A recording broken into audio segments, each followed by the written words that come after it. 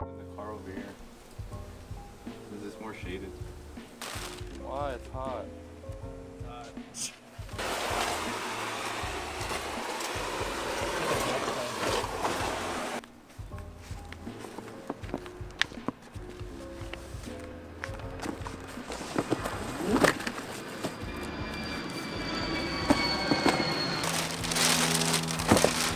Oh my god, Alex. That's the longest spark plug socket I've ever seen. What? We're doing a lot of maintenance stuff. We got spark plugs, oil, gasket covers. What is that? My stuff. Look at that. Look at that. It's actually really hot right now.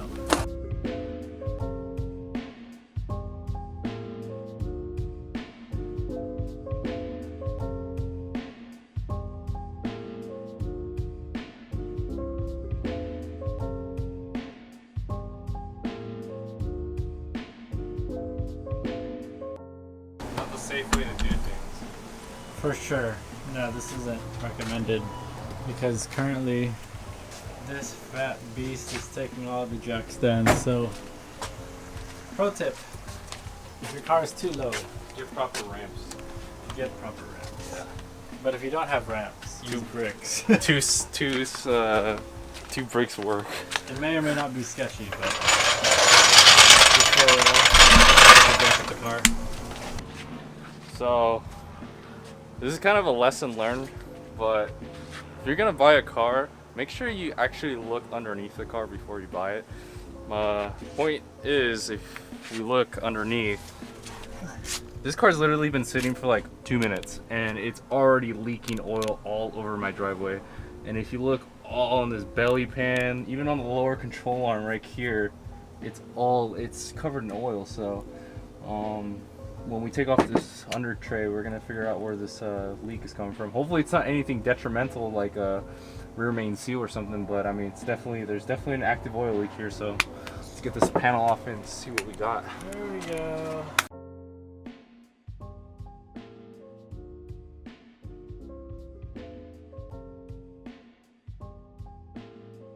Alright, so update. We found the leak. Yep. It's like this knob looking thing next to a hose connected to the engine block. Every time you start up or rev, it goes. This guy's oil leak is terrible.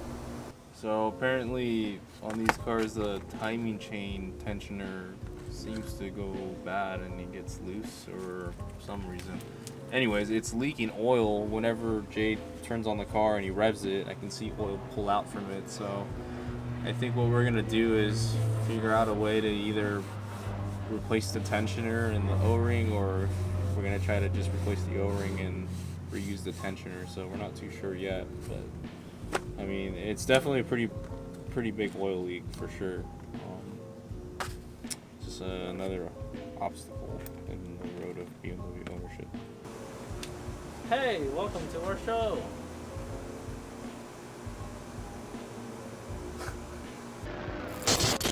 When we had bought this car, we didn't really have it on a lift, and we actually did have it on a lift, but we weren't actually there. We were just more concerned if the car had any kind of subframe cracking issues. We didn't notice that there was a massive oil leak, and that was, that's something our bad on our part. So when we got underneath, we saw this entire passenger side was covered in oil, header, lower control arm, under tray, everything. I mean, it was pretty bad. And we ended up coming to find that the timing chain tensioner was leaking. So what we're going to try to do is just replace the metal O-ring gasket that sits behind it and tighten it up, and hopefully that fixes our issue. If not, then we'll have to just buy a new tensioner. But I think just grabbing an O-ring will fix the issue. Right. So that's something we plan on doing tomorrow. But today we're actually going to do the spark plugs and an oil change. We'll go more into detail. Okay, so what are you going to need for? So the tools and supplies that you're going to need for doing an oil change is obviously, I believe, 6 liters of 10W60. It's a BMW M3, so it takes a lot heavier oil. OEM filter, some brake cleaner, just to keep stuff clean. And if you're doing your valve cover gasket, you're going to need some silicone gasket maker, a spark plug tool. This is a B&W one. To be honest, I'm not sure why it's so long. Obviously the valve cover gasket, all the O-rings, a couple of metal washers, and obviously the spark plugs. We'll have everything, all the part numbers listed in the video description so you guys can pick this stuff up. By the way, we got all this stuff from FCP Euro, so shout out to them. This is all lifetime warranty, so if we ever decide to reuse this stuff and send it back to them, they'll send us brand new supplies back to us, so that's a big benefit. In order to get to the drain bolt, obviously it's going to be back here. It's way in the back, and it is not an 8mm, that's for sure. It looks like a 6. It's actually pretty small. Yeah. Looper. Time to go get the right tool. Wouldn't it be nice if you would work once? Just a few hours in a day. So, someone strips out your, well, if they only like round out the Allen section of the bolt, what I usually do is I grab like a Torx socket. In this instance, I believe it's a T40. Yep, T40. And usually you'll be able to grab it. And what most people do actually most of the time is they use a Torx when they're supposed to use an Allen. So that's what really strips it. And this one's pretty fucking bad.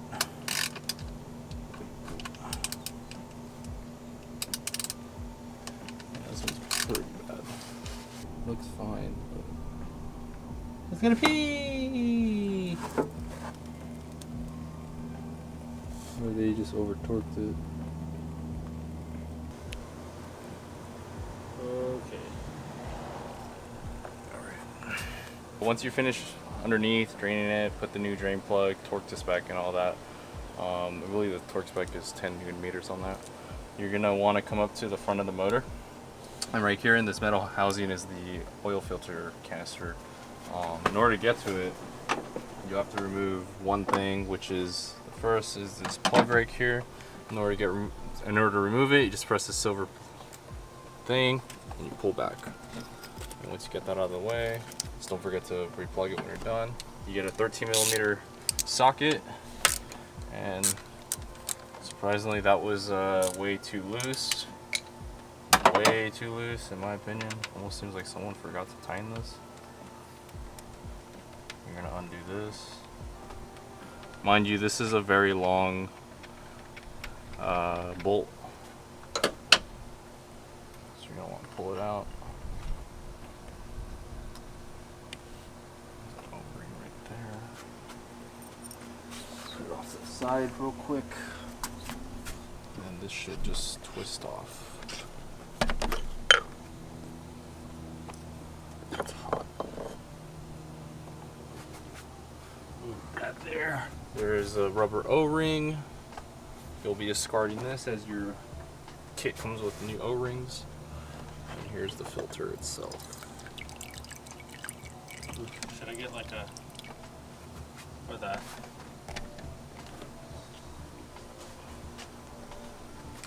And let's do a little visual in there real quick.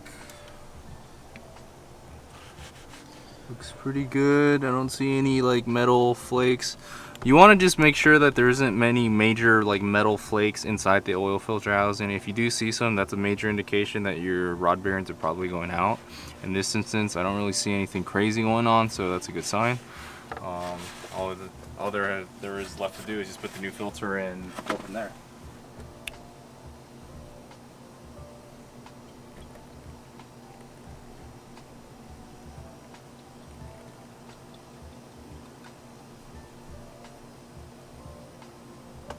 Always check your oil maybe every 2 or 3 fill-ups just in case. These cars do burn oil, so it's not uncommon for them to burn a quart of oil every 1,000 miles, maybe even more depending on how worn the engine is. So keep an eye on that oil level. You don't want it to get low and you spin a rod bearing or something. Probably can't see it, but it's like threaded on the inside. And Alex was very triggered that they did not use proper tools. Proper tools goes a long way. Alex hurt his back, but now that we've completed the oil change, we are now going to do the spark plugs.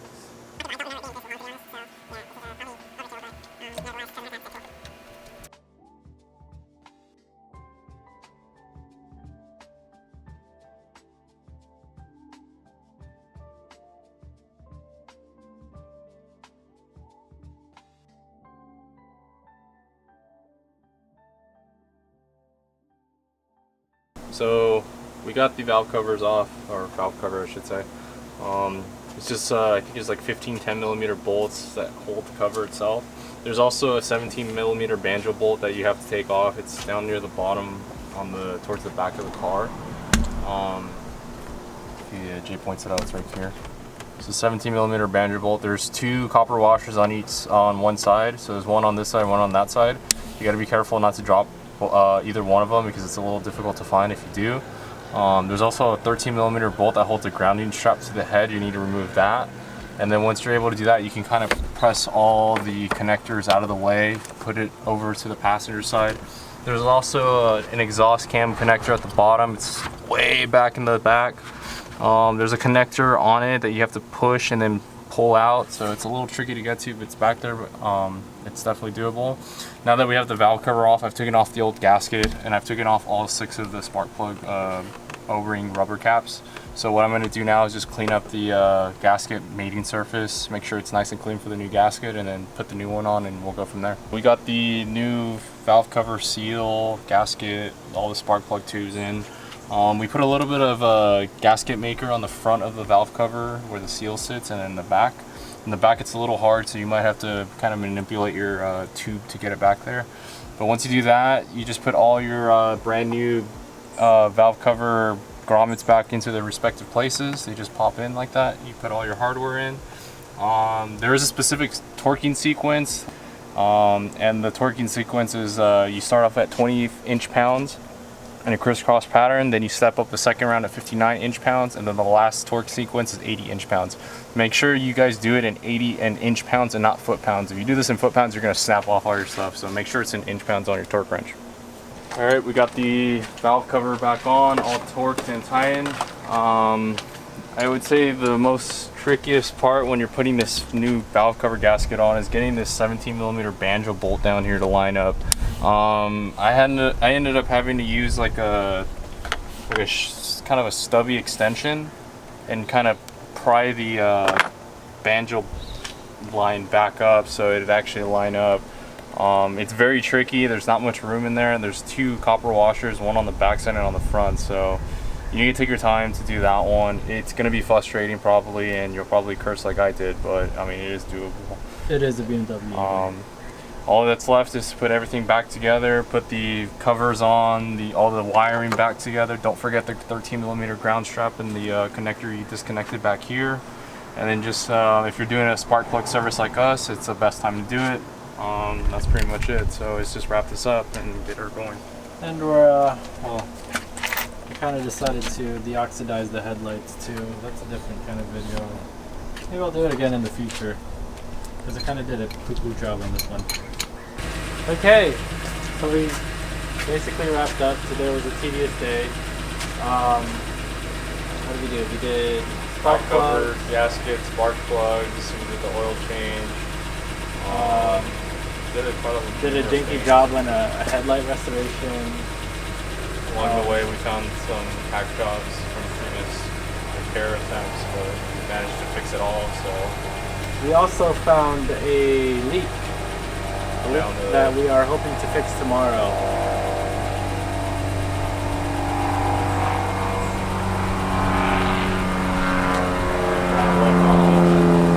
We look and smell like shit, but that's pretty much it. I think tomorrow we're going to continue on working with the car. We're planning on fixing the leak and then making sure everything is running healthy. Just replacing some more parts here and there. The car is a work in progress. So far, most of the car, I would say, is pretty well in shape. I don't know what Alex's opinion is on it. What's your take on it all? I mean, besides the timing chain tensioner leak, I mean, it sounds pretty healthy. I would still probably do the rod bearings and all that, but we'll tackle that job later on down the line. Right, as we get right. But that's pretty much it for today. We're pretty tired. Just got back from St. Louis. Been up for 12 hours plus. I'm dirty Yeah, as shit. that's pretty much it. Yeah, we're dirty, we're stinky. We're about to go to AutoZone to drop off some oil. And that's it. Thank you for watching. Like, subscribe if you want. And we are going to go shower and eat. If you like the video, like it. And if you want to watch more videos, you should. So you should hit that subscribe button.